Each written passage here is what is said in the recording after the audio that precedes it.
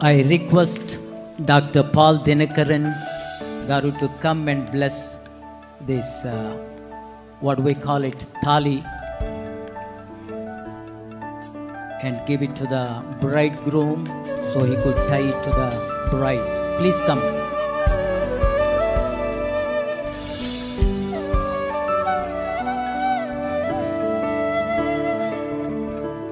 Father, let this sign be a symbol, be a blessing, even as Ankit adorns Shrestha with this thali.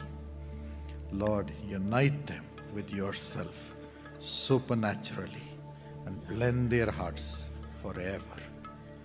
In the name of Jesus. Amen. Amen. Thank you, sir. Stay here until he ties. Stay here until he ties. తీసుకున్నాను.